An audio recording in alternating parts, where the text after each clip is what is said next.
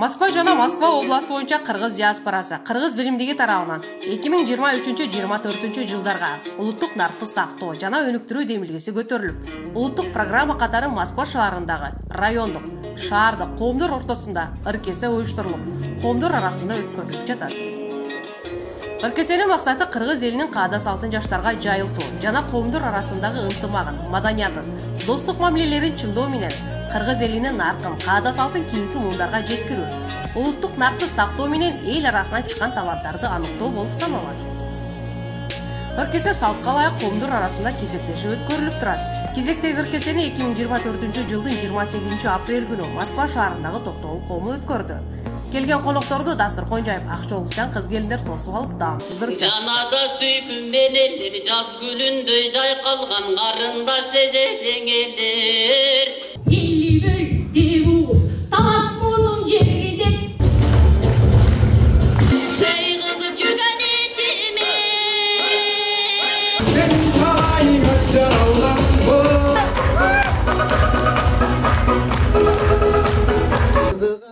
Аталган иш-чарага Кыргыз Республикасынын Россия Федерациясынын элчилигинин кеңешчиси Гүлбаршын Байымбетова мына урматтуу бизди карап көрүп аткан жалпы кыргызстандыктар бүгүн Москва жергесинде абдан шаңдуу, шайыр, жакшы чоң иш-чара башталган турат.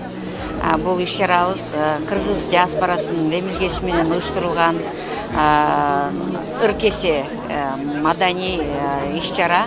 Ыркесени бүгүнкү күнү Токтогул районунун өкүлдөрү, Токтогул районунун жарандары алып барган турат.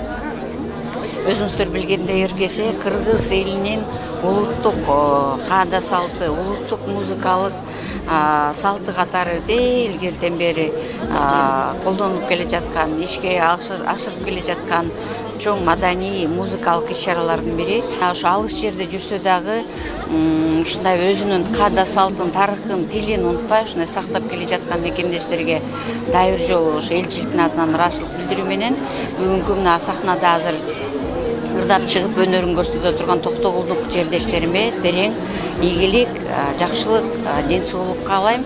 Асманыбыз ачык болсун, кыргыз элинде тынчтык болсун, башка жерде жүрсөк дагы элибизде ынтымак, ырыскы болсун. Мына бүгүн Токтогул аталган урпактарынын ыркесе майрамында турасыңар. Кыргызстандан сырткары чыккан жердештер, мекендештер бардыңар.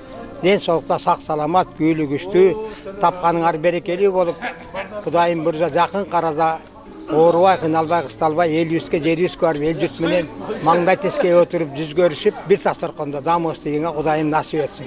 Бүгүн Токтогул районунун Москва шаарында иштеген жарандарынын ыркесеси болуп атат. Көптөн бери даярданып, ыркесе Москвада ар бир район бири-бирин өткөрүп бере турган өзүнүн ичинде шарты бар.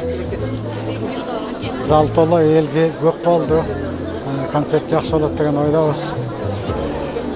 Ошо ыркесе бүгүн жакшы өтсүн, кийинки көрүп тургандарга жакшы өткөрүп беришсин, ийгилик каалайбыз. Кыргыз биримдиги диаспорасынын алдында түзүлгөн коомдордун аралык, шаар, райондор аралык ыркесе бар эле. Ошол ыркесе Токтогул коомуна келип очередибиз. Мына Кудай кааласа бүгүн ошо ыркесе берип атабыз. Эми биздин ыркеседе бардык катышуучулардын бардыгы эле профессионалдуу ырчылар эмес, артисттер эмес. Ушул Москвада эле окко таштап келген мигранттардын арасында таланттууларды топтоп, ошонун негизинде бүгүн Кудайым буйруса келген элге жакшы маанайда концерт тартуулайлы деген ниетте уюштуруп, ошонун аракетин көрүп атабыз. Эми ар бир нерсенин эки тарабы бар эмеспи? Мен ушу бардык элден тилейт элем, жакшы жагын кабыл алсак, ошондо бардыгы жакшы болот деп Кудайым буйруса. Ушундай бөлөкөл бүтөн жерде жүрсөк дагы, ушундай кыргыздардын башын бириктирип, район шаар аралык ынтымакта ушундай иш-чаралар боло берсин. Кыргыз элиме тынччылык каалайм, мекенибизге өнүгүү каалайм. Кудайым буйруса, келерки жылдарда бөлөк мамлекетте мигрант болуу эмес, өзүбүздүн өлкөбүздө ушундай жакшы иш-чараларды өткөрөлү деген ниеттебиз, Кудай кааласа. Эми ушул мигрант болуп, ушул жерде иштеп атабыз, еще дагы жумуштан келип алып дагы ушу тияка чуркайбыз, бияка чуркайбыз, ошентип үйдө билесиздер да биякта кандай квартирада кандай условиялар ошого да карабастан 2 сутка 3 сутка ушундай жасап келатабыз да. Өзүм Таластын кызы болом, Токтогулга келиммин. Бүгүнкү ыркесеге кош келипсиздер. Ыркесеге жалпысынан биздин 13 айым жана ошондой эле Токтогул коомунун салымы зор. Кыздар ушул таттууларды, даамдардын бардыгын өз колдору менен жасашты. Жигиттерибиз суусундуктар тарабынан бардыгы колдоо көрсөтүштү. Бул ыркесе майрамы биздин кыргыз биримдик диаспорасында былтыркы 2023 жылда баштадык эле райондор аралык биринчи ыркесени бизде өзгөн коом өткөргөн 2023 жылдын 13 сентябрында. Экинчи ыркесебиз Аксы жамаат өткөргөн 2023 жыл 9 декабрь. Эмне үчүнчү ыркесе кудай кааласа мына Токтогул коом алып бүгүнкү күнгө түш келди.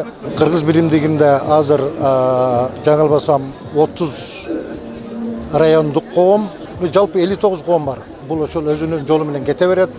Бул маданий иш-чараны өткөрүш деле оңой эмес. Ар бир иш-чаранын ортосу бир 2,5 айдан убакыт алып калат. Токтолбойбуз, улантып кете беребиз кудай кааласа.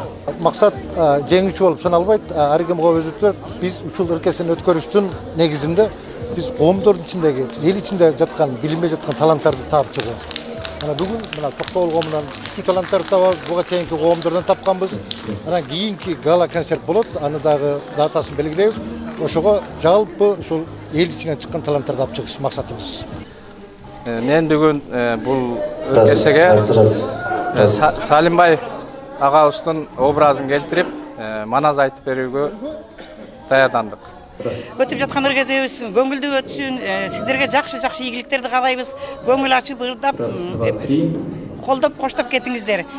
Ушу жакшы нерселерди, ийгиликтерди бардыгыңарга каалайбыз. Даярдык аябай жакшы деп үмүтүбүз чоң. Эми эл калыс, эл баалайт деп үмүттөнүп турабыз.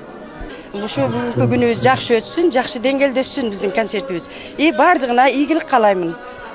Мен ошо хордо ырдаймын, дагы ошо ыркесе сунам.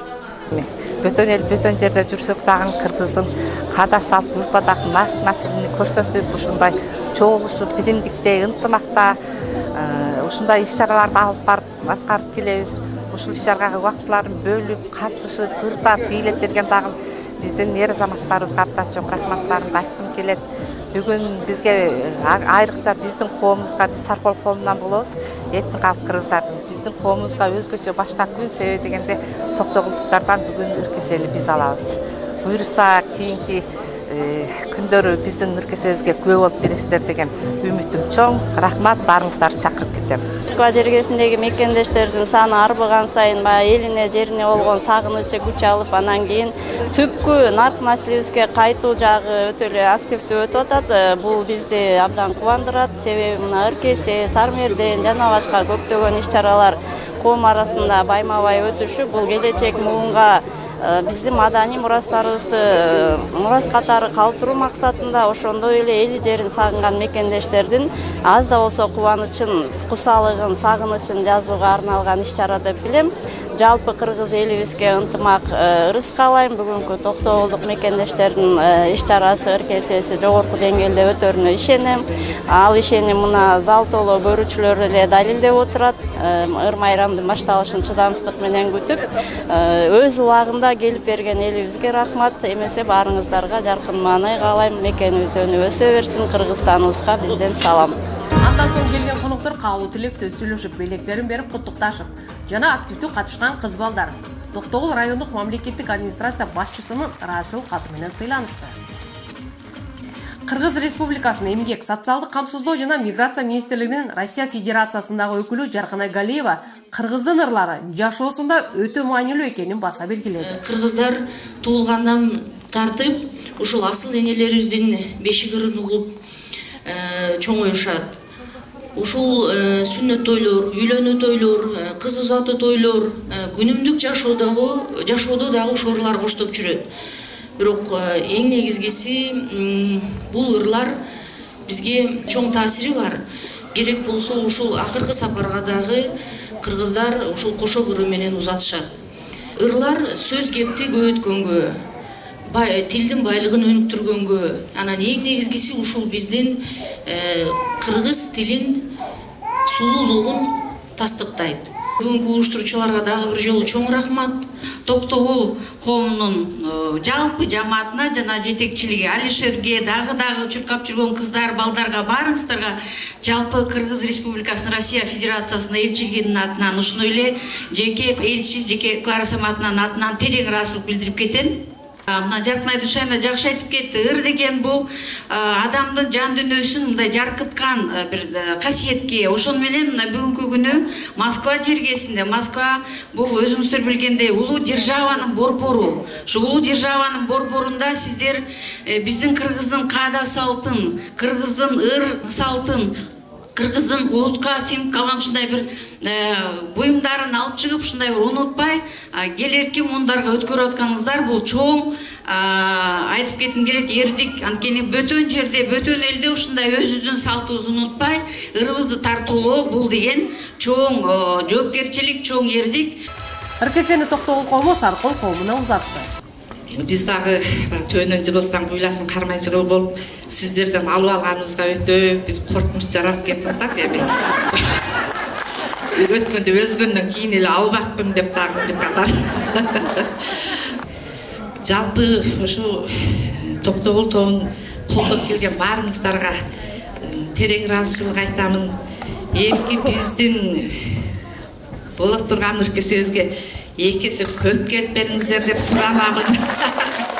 Сиздерге жетпесек да эми алгандан кийин намыс деп биз дагы өзүбүздүн бир өнөрүбүздү көрсөтөбүз дейм.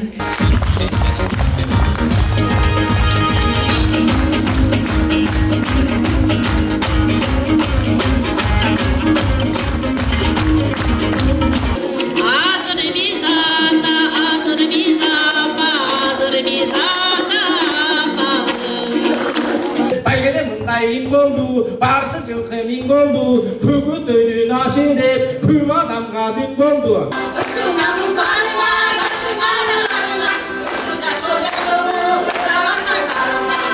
мен ырдабайм кызыл алтын зер үчүн, мен ырдабайм напси бузуп мал үчүн, мен ырдаймын кайрат болуп эмгекке, таза жүрөк жанган жалын ал үчүн.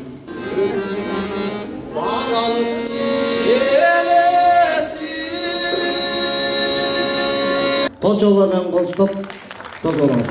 Шаңкылдаган шайдоо чыккан кыягыңыз, коштооңуздан жакшы чыгарырларыбыз, Санжар агай өзүңүз да элге окшоп, жакшылардан жагырта ырдасаңыз.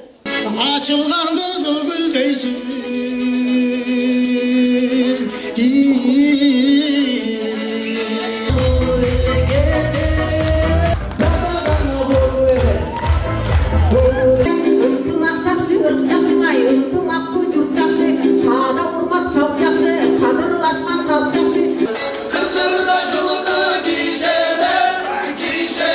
Мадина Жапарова, Гүлдер Сакапарова, Супара канал, Москва шары 2024 жыл 28 апрель.